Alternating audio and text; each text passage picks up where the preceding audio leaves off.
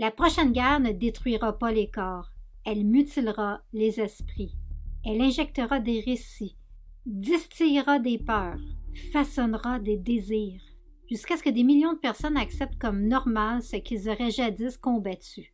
Michael Aquino, officier des opérations psychologiques, puis fondateur du temple de Seth. Pour lui, l'arme la plus efficace n'est pas la bombe, mais l'image, le symbole, l'émotion manipulée à grande échelle. Aujourd'hui, avec les algorithmes, les écrans collés à notre visage, cette doctrine n'est plus une théorie marginale, c'est une feuille de route. Et nous vivons déjà dans son laboratoire.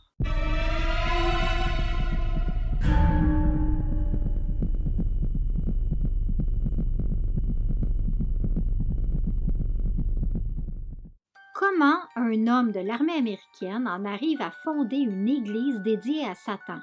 Et comment un homme qui a été accusé d'atrocités sur des enfants a pu s'en sortir et ne jamais payer ses crimes?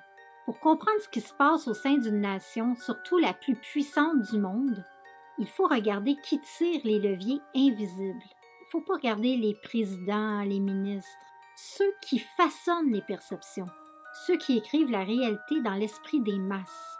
Et Michael Aquino était précisément ce genre d'homme.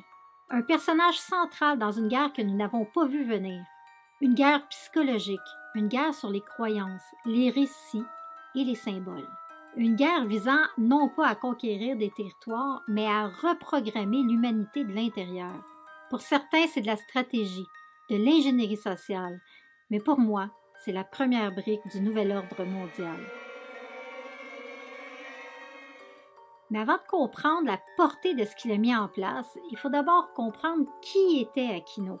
Aquino était un officier du renseignement militaire américain, spécialisé dans le psy-hope, les opérations psychologiques, un domaine où l'arme n'est pas une balle, mais une idée.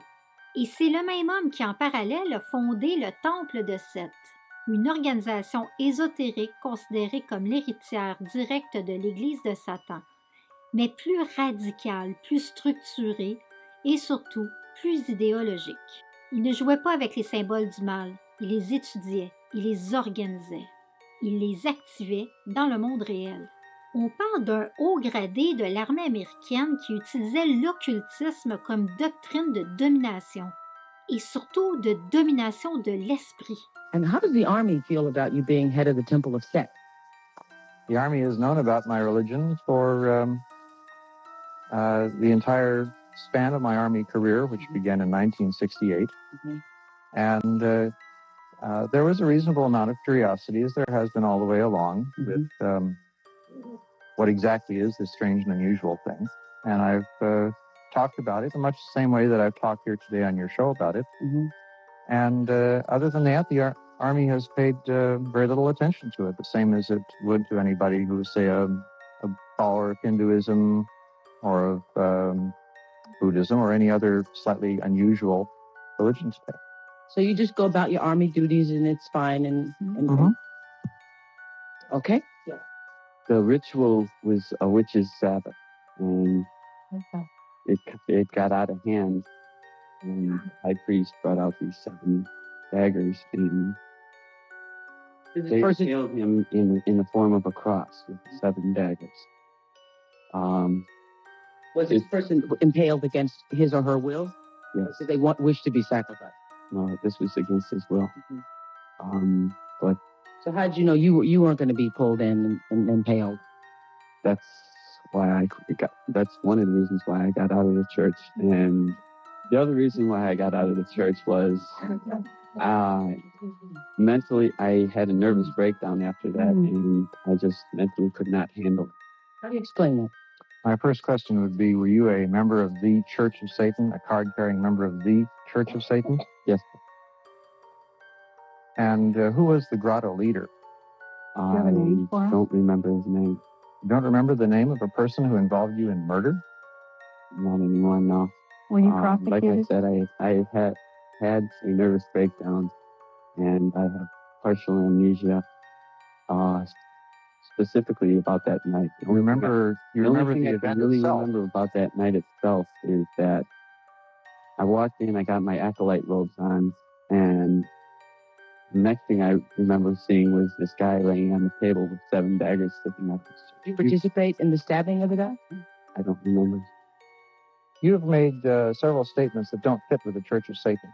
For example, there is only one high priest. There is not a local one. We do not have any rituals. Only one high priest. Is that you? That for the Church of Satan was Anton LaVey.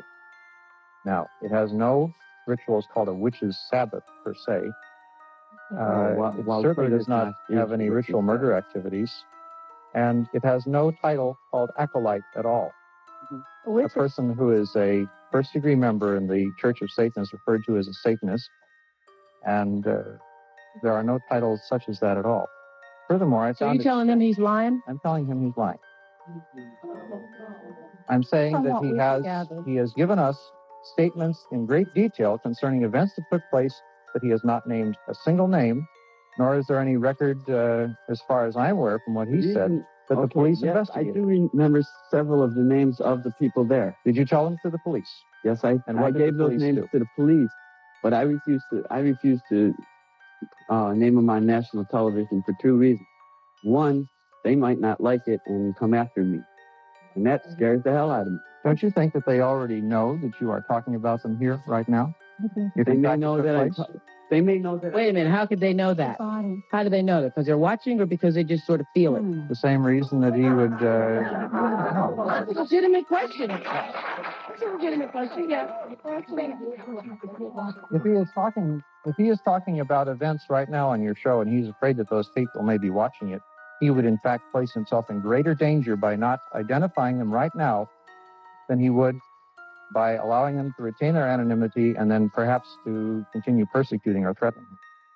Can I ask you something? What happened to this victim, and were you ever prosecuted by the police, and did they investigate? No, I wasn't prosecuted because I was the one that went to the police. I was the only one that went to the police. The police went to the cemetery where we had that ritual, and they found the altar and a lot of the blood and some of the trappings, but they never found the body or anybody else in the coven. What did you do with the body? I left. I got out of there. When I realized that this guy on the altar was dead, I just... You murdered a person and then you turned and walked away? And the police said, well, as long as you talk to us about it, it's okay, but we won't... I don't know if I was involved in the actual ritual itself. You told us that you killed a person yourself. No, he didn't. No, he didn't. What I said was that the murder happened at it, and I was there. I don't know. He doesn't remember if he actually stabbed them or not. You wanted to say what? Le Temple of Seth n'est pas une secte de gothique en cap noir. Ce n'est pas non plus une parodie satanique pour provoquer les puritains. C'est un ordre initiatique structuré avec des grades, des rituels, une philosophie cohérente et un objectif assumé. L'élévation de l'individu au-dessus des lois morales communes. Aquino ne voulait pas adorer Satan comme symbole du mal. Il parlait de Seth, une figure égyptienne plus ancienne que le Satan chrétien. Seth, dans sa vision, représentait la conscience séparée du monde, la lucidité absolue, la capacité de se détacher de la masse pour façonner sa propre réalité. Pour Aquino, l'être humain ordinaire n'est qu'un acteur dans une pièce écrite par d'autres. Le but du temple de Seth était de former ceux qui écrivent la pièce, les puissants, ceux qui ont reçu l'illumination. Tout est là. Contrôle, volonté, influence, élite de l'esprit. Ça n'a jamais été une religion, c'est une école du pouvoir. L'entrée dans le temple se fait par degrés, comme dans la franc-maçonnerie ou les ordres initiatiques antiques. Chaque niveau donne accès à plus de connaissances, plus de symbolisme, plus d'outils d'influence. On ne progresse pas par croyance, on progresse par transformation personnelle. Et surtout, c'est le maître, jamais l'institution, qui juge si l'initié est prêt. La transmission est directe, personnelle, psychologique. Rien n'est écrit pour le public, rien n'est expliqué aux profanes. Le savoir est une frontière et les rituels ont un but clair: désensibiliser les consciences, puis reconstruire l'individu sous une nouvelle logique. Je ne suis plus ce que la société a fait de moi. Je me fais moi-même. Je deviens celui qui agit sur le monde et non celui qui le subit. Sur le papier, c'est quand même bon, mais c'est de la reprogrammation mentale volontaire. Puis il y a les mots. Le vocabulaire du temple est fait pour créer une frontière invisible. Les membres ne parlent pas comme les autres. Ils utilisent des termes, des références, des formules qui créent deux mondes. Ceux qui savent et ceux qui dorment. Et désolé de vous le dire ainsi, mais c'est pas très loin des éveillés et des moutons. Et quand tu répètes ces mots, tu t'identifies à un groupe, tu te dissocies du reste du monde et le langage devient un mur. Exactement comme dans toute stratégie de contrôle mental éprouvée. Alors je te pose la question, si on se dit résistant, est-ce qu'on se dissocie du reste du monde? Monsieur Aquino était-il Illuminati? Si par Illuminati, on entend un club secret, organisé, élitisme, se considérant comme éclairé au-dessus du peuple et travaillant à influencer les structures du pouvoir, alors oui, la structure est la même, la logique est la même, le mode opératoire est le même. Mais Aquino n'a pas rejoint une organisation préexistante, il en a fondé une sur le même modèle. Le Temple de Seth était une académie du pouvoir intérieur, une méthode pour façonner l'esprit, pour remodeler l'humain et surtout pour préparer l'élite à diriger ceux qui dorment. Alors lorsque Michael Aquino parle de guerre, il ne parle pas de tanks, de missiles ni de champs de bataille. Pour lui, la guerre moderne ne se gagne pas sur le terrain mais dans l'esprit.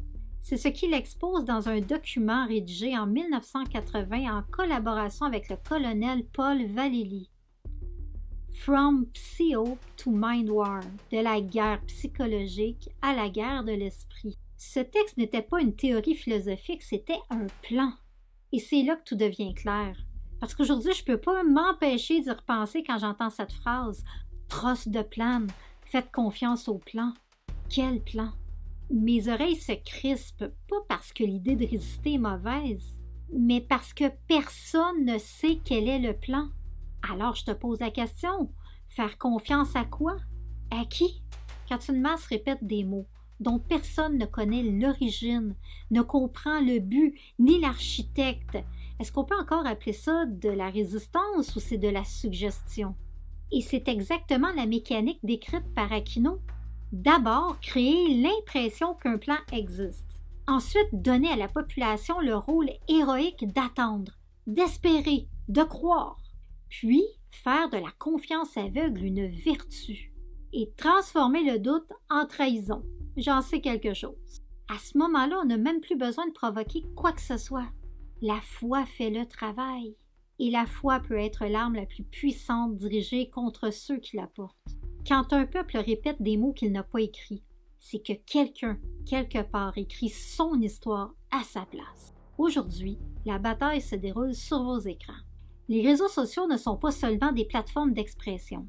Ce sont des dispositifs de captation émotionnelle. Et ça, Oracle l'a bien compris. Je vous ai d'ailleurs fait une vidéo sur ma chaîne, je vous mets le lien juste en haut. Chaque notification, chaque recommandation, chaque pour toi est le résultat d'un algorithme qui n'est pas là pour vous informer, mais pour vous retenir. Pour retenir un esprit, on n'utilise pas la logique. On utilise l'émotion. La peur, la colère, l'indignation, le sentiment d'appartenance ou celui de l'isolement. C'est leur fonctionnement structurel. Une population fascinée est une population vulnérable. Une population fragmentée est une population gouvernable. Le contrôle mental n'est plus une idée, il est devenu l'architecture même de votre interface. Pendant que l'attention est capturée, l'imaginaire est remodelé. Films, séries, talk-shows, musique, télé-réalité, scandales mis en scène, tout concourt à une chose, épuiser votre conscience. Quand l'humain est bombardé d'images, quand le rythme est trop rapide, quand l'émotion est continue, le cerveau n'analyse plus, il avale. Le divertissement devient alors une seringue émotionnelle, un opiacé culturel, une brume. Et dans la brume, on accepte des choses que l'on n'aurait pas acceptées en pleine lumière. On ne cache pas la vérité, on la noie sous le bruit. Ce n'est pas que pour abrutir les masses, c'est pour anesthésier la vigilance. Aussi le moment le plus sensible, le plus dérangeant, car Mind War ne consiste pas à forcer l'obéissance, mais à la déguiser en vertu. Sauver des vies, protéger la nation, défendre la démocratie, préserver la planète, assurer la sécurité. Les mots sont irréfutables. Ce sont des mots qui empêchent de dire non. Et dès qu'une émotion collective est déclenchée, peur, urgence, empathie, les décisions qui suivent ne sont plus perçues comme des ordres, mais comme des actes nécessaires. Quand une population adhère au récit, elle se soumet volontairement. C'est là que la guerre psychologique atteint son sommet, quand l'esclave croit qu'il est libre. Alors aujourd'hui, quand j'entends trosse de plane, je ne pense plus à la résistance. Je pense à Mind War. Je pense au plan d'un autre, pas le nôtre. Parce que tant que le plan n'est pas connu, interrogé, expliqué, débattu, c'est pas de la confiance, c'est de l'obéissance émotionnelle. Et l'histoire l'a montré des centaines de fois. La servitude la plus parfaite, c'est celle qui se vit comme un choix. Si Mind War cherche à contrôler la perception, la première forme de résistance, c'est pas la révolte, c'est la lucidité, c'est la présence. Quand l'émotion monte, le cerveau rationnel s'éteint et le corps prend le relais. On réagit avant de penser, on avale avant de digérer, on adhère avant d'examiner. L'émotion n'est pas mauvaise, elle est humaine. Mais quand elle n'est pas vue, elle devient programmable. La première résistance, c'est pas de lutter, c'est de se sentir, de ressentir. Avant de répondre, avant de partager, avant de s'enflammer, avant de croire ou de refuser, on revient au corps. Respirer, observer, regarde ce qui se passe en dedans. Où ça serre, où ça chauffe, où ça tire. On ne cherche pas à comprendre, pas encore. On sent. Tu reviens à toi, tu cesses d'être manipulable. Tu reprends le contrôle de ton axe. C'est le point de bascule. C'est le moment où la guerre psychologique glisse sur toi sans te pénétrer. La pensée revient, le langage se reconstruit, la conscience devient souveraine. Michael Aquino est officiellement mort en 2019, juste avant la plus grande opération psychologique de tous les temps. Son influence n'a pas disparu, parce que les idées ne meurent pas avec leurs auteurs. Elles se transmettent, elles s'enracinent, elles se répandent. Et oui, il a été accusé publiquement dans les années 1980 d'actes répréhensibles sur des jeunes enfants dans l'affaire Presidio. Des témoignages, des enquêtes, des dossiers, des procédures ouvertes, puis refermées. Aucune condamnation, aucun procès finalisé. Les puissants s'en sortent toujours. Mais en ce qui nous concerne aujourd'hui, son héritage, c'est une architecture de contrôle. Et ça vient des États-Unis, de l'armée américaine, de symboles de manipulation psychologique, de mobilisation émotionnelle, de foi dirigée vers l'obéissance invisible.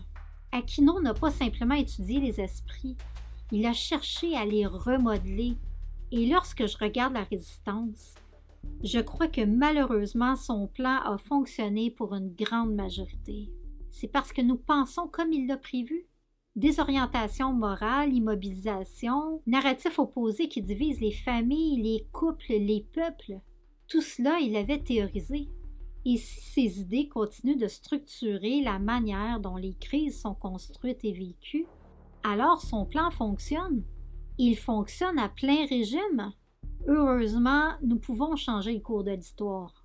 Mais ça ne se fera pas en cherchant un nouveau maître à suivre, mais en ouvrant les yeux. Véritablement, en regardant cette réalité en face, en partageant ce savoir, mais surtout en choisissant de penser par nous-mêmes, un humain à la fois, une conscience à la fois, et c'est ainsi que les empires s'écroulent, toujours.